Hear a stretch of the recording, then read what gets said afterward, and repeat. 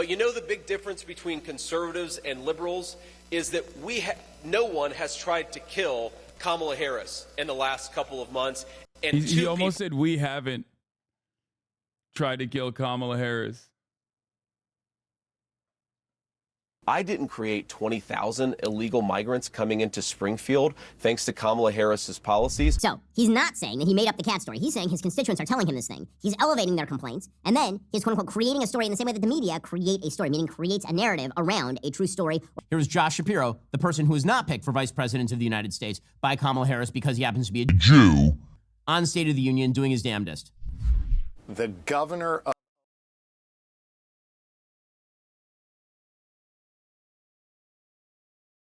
Dog, you're a Republican. Like, why do you even care about the Democratic Party's like snubbing one vice presidential candidate over the other?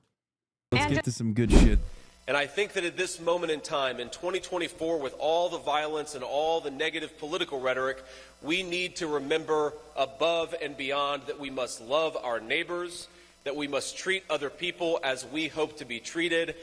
Unless your neighbor is black, in which case I will absolutely advocate to deport them. Healthier and a more sane and most importantly, a better nation. Anyway, no, J.D. Vance is advocating for lynchings, not deportations. He's advocating for both. He's like, you must learn to love your neighbors, unless they're Haitian, in which case you should make up lies about how they're stealing your cats and then, go harass them and be afraid of them. And then I will deport them eventually. Yeah. So we have. But of course, Ben Shapiro watched that fucking that train wreck of a conversation. Ben Shapiro watched that train wreck of a conversation between J.D. Vance and Dana Fash and said J.D. Vance wrecks Dana Fash in insane propagandist interview. Now entered week 2 of Catgate. This is the argument of whether Haitian immigrants are eating cats in Springfield. Dude, no. You don't get to say, oh, it's so silly, Catgate. Your guys made it up. Your people made this up, okay? You can't just like, oh, God, it's Catgate. How silly. Like, what do you mean? Oh, God, it's such a silly story. It's like, yeah, okay, if it's a silly story, what the fuck are your people lying about it so regularly? Ohio. Now, as I mentioned last week, there are very serious issues regarding Springfield, Ohio. Issues about the impact of mass migration, about giving temporary protected status to tens of thousands of people without vetting them. Those are real issues. That's not true. In order to get TPS, you do get vetting. So that's also literally, he just lied right out the fucking gate. Massive social services burdens. It creates problems of cultural integration. It creates problems of crime. It creates all sorts of issues. Remember what I told you about Ben Shapiro being like the smarter conservative? I mean, obviously there's a limit to how smart you can be as a conservative propagandist, but there it is, He's like, oh, there's problems of cultural integration. It's like, yeah, no, there isn't. Okay. What's the problem with cultural integration? Why would there be a problem with cultural integration? What are the cultural differences?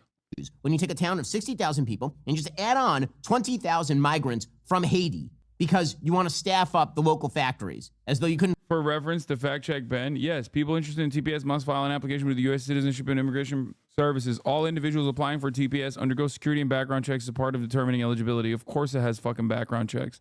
Find anybody anywhere else in America to do any of that. Now, that's kind of a problem. However, it seems to me a distraction to be talking about whether they're eating the dogs and eating the cats. Now, remember, that started off as kind of originally mentioned by J.D. Vance because some of his constituents had mentioned to him reports like that. And then Donald Trump took that and ran with it during the debate and expanded it to not only eating the cats, but also the dogs and also apparently other household pets. And that, of course, became the living meme from the actual debate. There's a remix of the Trump eating the dogs, eating the cat song that absolutely slaps. My kids love it. I'm not even kidding. That's a real thing. However, it would be about time right now. Are they talking about Megaphonics? Did Ben Shapiro's children watch Megaphonics? Did Ben Shapiro's kids watch the Megaphonics remix? I really hope there's a noticeable bump in the polls for Donald Trump. I really, really hope there's a noticeable bump in the polls and it's single-handedly caused by Megaphonics. That's awesome. My 65-year-old dad showed me Megaphonics' remix and I was dying. Oh my God. He's probably talking about this. Hello and welcome to the first, the second, the first, Nihilism is now cringe and boring. I don't care. Tonight. But prices got out of control. I don't know if this is the one. Could be this. In Springfield, they're eating the pets. They're eating the cats. They're eating the pets. There's a TikTok one too, probably. They're eating the dogs. They're eating the cats. Yeah, oh yeah, this song. This song popped off on TikTok. Cat, eat the cat. They're eating the dogs. They're eating the cats. Eat the cat. Eat the cat. I had at least 4 MAGA gym rats blasting it at the gym. What? They went in the then we hit the hot tub, and during the lotion sessions, they were replaying it again and again. It was diabolical.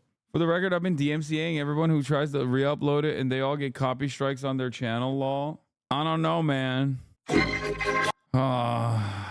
a day off, chatter. Anyway, let's continue. For the Trump campaign to focus in on, the fact that Kamala Harris is an awful candidate who believes terrible things and won't make clear any of her positions. It seems like it should be about that. The media have one job and one job only, and that is to turn this campaign into a referendum on Catgate. That is what this is all about. It's foolish. It makes no sense. The media have decided that this is a major issue that they're going to push over and over and over. They're doing it largely as a distraction. So, for example, J.D. Vance yesterday was with Dana Bash. And Dana Bash, for like 17 minutes, asked him about the eating the cats and the dogs thing. And Vance just wrecked her. I mean, he really did. Really? So you're upset about Donald Trump having a policy-free candidacy? You're upset about him not like calling to attention how bad Kamala Harris is? But then you're also personally saying that he did a phenomenal job? Bro, Forgiato Rose? What? Oh my God. Well, true love always finds a way. Thank God. Thank God she found true love again. Sean called this. Wait, no, you did? She only dates the best rappers? True. I've been said they was smashing. Do you think that was the finger that went up Kanye? I don't know. Probably not that finger. It'd be hard to put that in there. I always assumed that she was using her thumb inside of Kanye's booty hole. Anyway, let's get back to JD Vance. There's one point during this interview where he calls her out for just sycophantically presenting answers to Kamala Harris during the only other interview that she's done during this entire campaign cycle. Here he was. Would you like to ask me questions and then let me answer them, or would you like to debate me on these topics? I noticed that when you had Kamala Harris and Tim Walz, you gave them multiple choice answers to the questions that you asked, and you allowed them to answer the questions. I'm happy to be here to talk about policy, but if you're going to interrupt me every single time that I open my mouth, then why am I even doing this? Okay, so that happened to be a really, really good point. But she wasn't there to ask him questions and get answers. She was there to browbeat him. So the same day that somebody allegedly attempted to shoot Donald Trump again, Dana Bash spent 17 minutes implying that J.D. Vance was responsible for bomb threats in Springfield, Ohio because of Catgate. Nobody is disputing that the town of Springfield, Ohio needs help.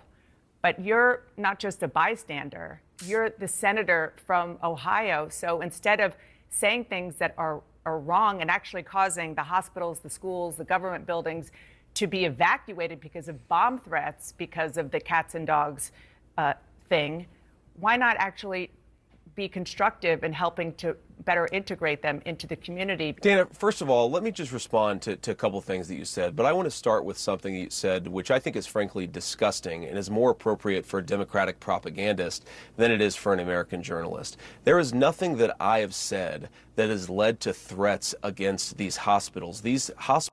Is he going to show the fucking most important part that like the media is talking about? I wonder. Because like, I'm going to be honest with you. Nobody gives a fuck about the Sunday programming, okay? This isn't like 1987. They care about the highlights. And the highlight of this conversation is JD Vance openly admitting that he made it the fuck up. Hospitals, the bomb threats and so forth. It's disgusting. You just accused me of inciting violence against the community when all that I've done is surface the complaints of my constituents, people who are suffering because of Kamala Harris's policies. Are we not allowed to talk about these problems because some psychopaths are threatening violence? In the middle of this interview with Dana Bash, the media attempt to swivel away from Dana Bash having an awful interview with Kamala Harris and JD Vance calling her on it, to focus on this clip. While the media are fact-checking Donald Trump on eating dogs and cats, the Harris administration continues to claim that illegal immigration is not a big problem at all because they're lying, just like they're lying about not coming after you for taxes. Are you still struggling with back taxes or unfiled returns? Handling this alone? Say. So, in this clip, J.D. Vance says that his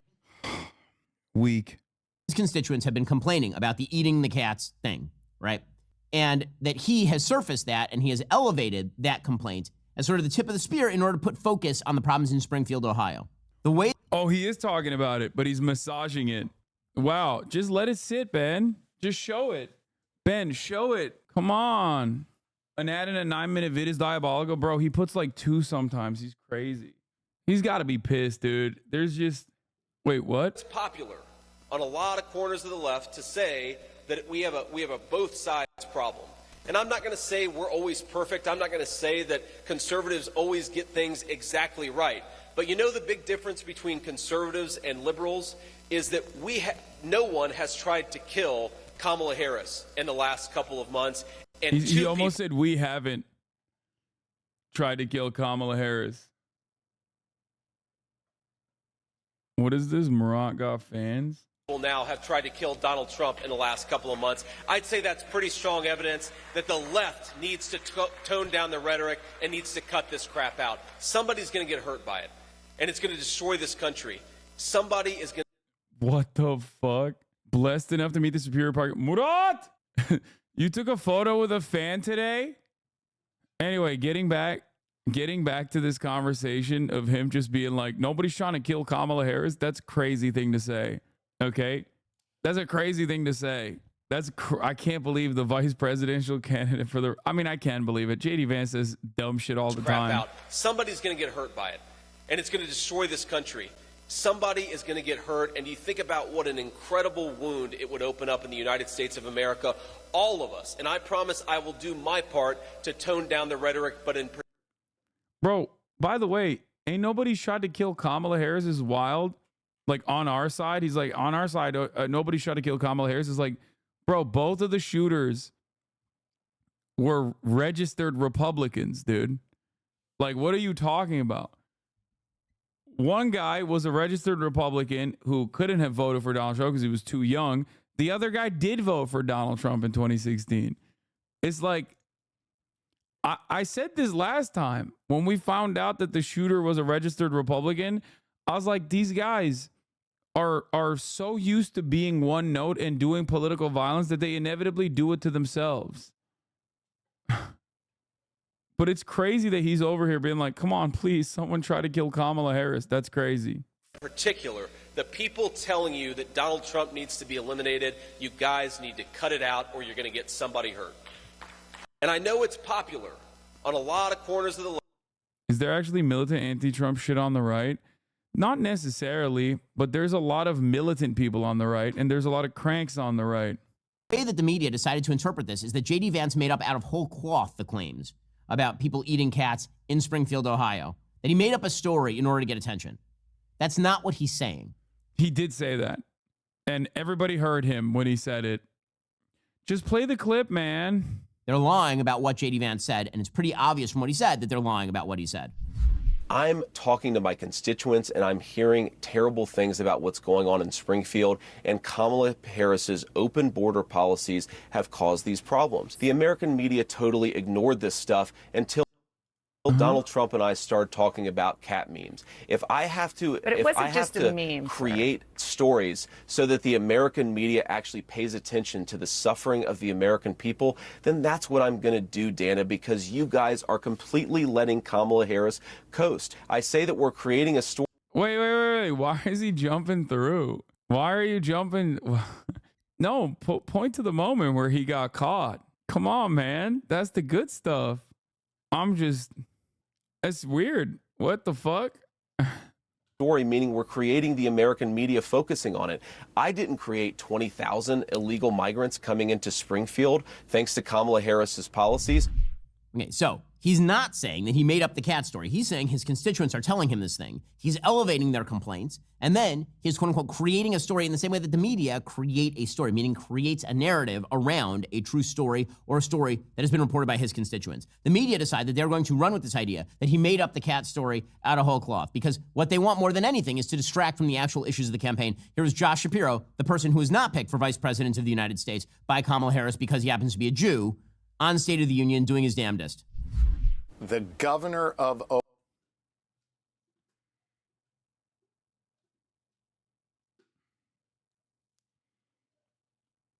Dog, you're a Republican. Like, why do you even care about the Democratic Party's like snubbing one vice presidential candidate over the other?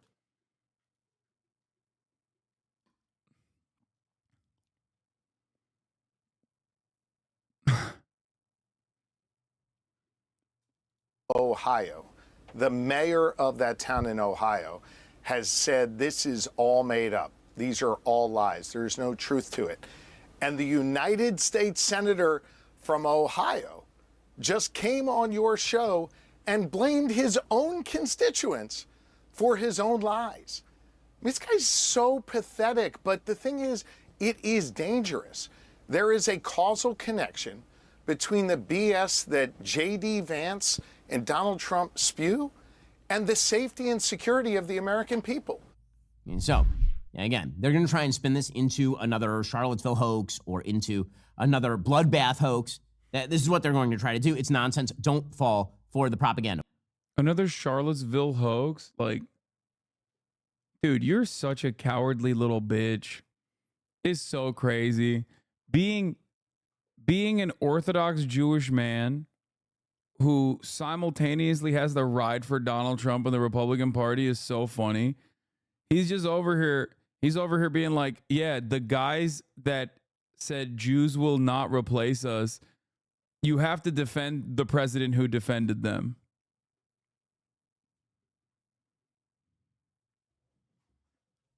That's awesome. Yeah, Ben Shapiro definitely cares about anti-Semitism, by the way, for sure. With that said, Trump and J.D. Vance need to be focusing full-time, meticulously on Kamala Harris's record, on her switches of positions, on the fact that she is a liar, on the fact that, as Vivek Ramaswamy... Like, this man literally looks at Jewish people, okay, who are anti-Zionist, and unironically, with a straight face, says they're anti-Semitic, the most anti-Semitic people in society. He looks at college protesters who say, like, what Israel's doing is unconscionable. He says these guys are the most anti-Semitic people. They need to be put in prison. And then he has to sit there and be like, yeah, the fucking neo-Nazi movement in Charlottesville that were protesting in the streets saying Jews will not replace us. Yeah, those guys, some of them were very fine people, actually. Okay? When Donald Trump said some of those guys are very fine people, I felt it. And I think it's crazy. That's a hoax that the media is representing that as anything but Donald Trump saying some of the Nazis were very fine people.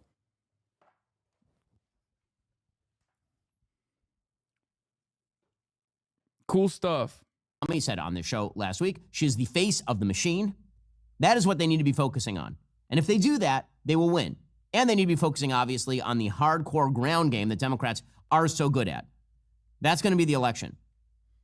But the bottom line is this. Today, I think we should all be, once again, thanking God that Donald Trump was not shot. I think today, once again, we should be recognizing that we are one bullet away from a vast cliff that no one knows what. I don't understand why they say it was a hoax. Can you explain it? Yeah. After Charlottesville, when Nazis protested in the streets, and then one of those Nazi terrorists actually killed a counter-protester, an anti-fascist, Donald Trump came out and said there were very fine people on both sides. Okay?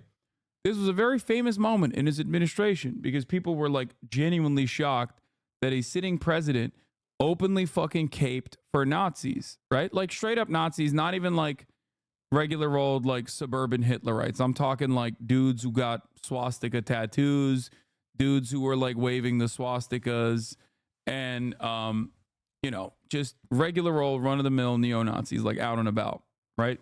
Like the kinds that are in Ohio marching. Okay. And it was truly unique to have a president in recent times openly look to that and be like, yeah, there's some very fine people on that side as well. I thought that was about a Confederate flag statue protest. Yes, that was where that happened.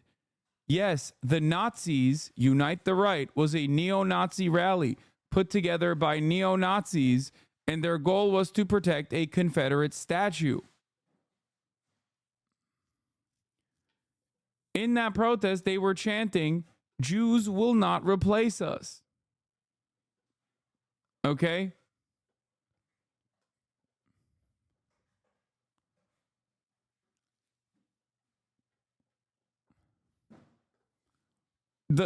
It's one of those stories where the context makes it more damning. You know what I mean? Like, Republicans can only, I guess, get away with it because it happened a while ago and people don't remember the exact details. So they'll act like there's context that actually makes it better for them overall. But when you actually look at the context, you're like, oh my God, this makes it so much worse. So you mean to tell me that it wasn't just like neo-Nazis protesting against, like, I don't know, gun control or something. They were just straight up also protesting at the behest of the Confederacy and defending it? Okay, that made the analysis worse for you. That's why when they can only get away with being like, oh, Charlottesville's a hoax and just like hand wave it away. So you should ask them, what do you mean by that? What do you mean by how it was a hoax? Like, they weren't out there fucking protesting against breast cancer. They were out there to protest against a Confederate statue being taken down. Okay? Like, so, you know, you can't even do this like liberal style debunking that liberals love doing. Like, the fact check, please. What the Sigma? Can we get a fact check, please? Like, you can't even do that. Republicans can never do that because when you look at the actual facts, you're like, oh my God, it actually seems even worse than before. I forgot some of the details of the story. And now that I know some of the details of the story, I have realized that it's worse than I thought it was. What's going to happen if we fall off of it? I mean, I felt this way on July 13th. Thank God Donald Trump avoided that bullet. It was an act of God that he avoided that bullet, July 13th. Yesterday, he avoided another assassin. You know, this is a country that feels like it's on the precipice of something quite terrible. And there are only a couple of things that can be done to prevent it. One is obviously better Secret Service. I'm confused how Jews will not replace us makes sense at a Confederate statue protest. It's not that confusing.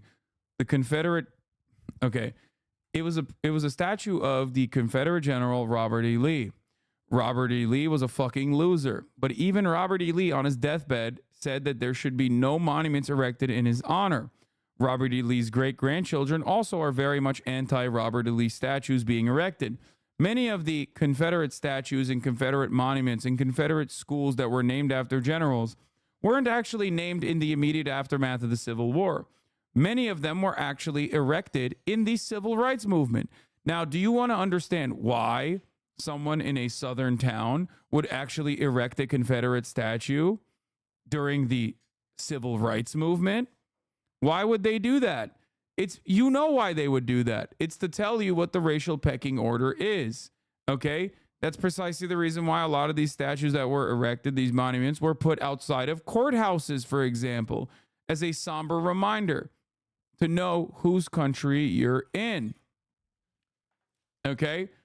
So if you think that, personally, it's weird that neo-Nazis would be in defense of the Confederate, in defense of the legacy of the Confederacy, I don't know what to tell you. The Confederacy fought to preserve slavery. Okay? They fought to preserve slavery for white people to be able to own black people as humans, or not as humans, sorry, but as chattel. Okay? Why didn't I know about this? Well, because you don't watch my broadcast. Well, I guess you do. 23 months. You should know about this. I've definitely talked about it a lot, both in the past and continue to do so. But the other is people need to stop proclaiming that people on the other side of the political aisle are going to full-scale destroy the country and are Hitlerian figures. They should not do that, because the more you say that, the more you are making it real. And that is something that, unfortunately, the media seem to have no intention.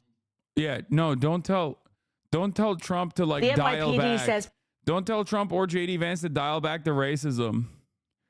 Okay? Yeah. That's a story where he literally defended JD Vance being like, yeah, I made that shit up about like immigrants eating cats and stuff. That's not violent rhetoric. Saying Trump is doing Hitler speeches when he objectively is doing Hitler speeches, that's really violent rhetoric. police open. Anyway, speaking of violence and how commonplace it is in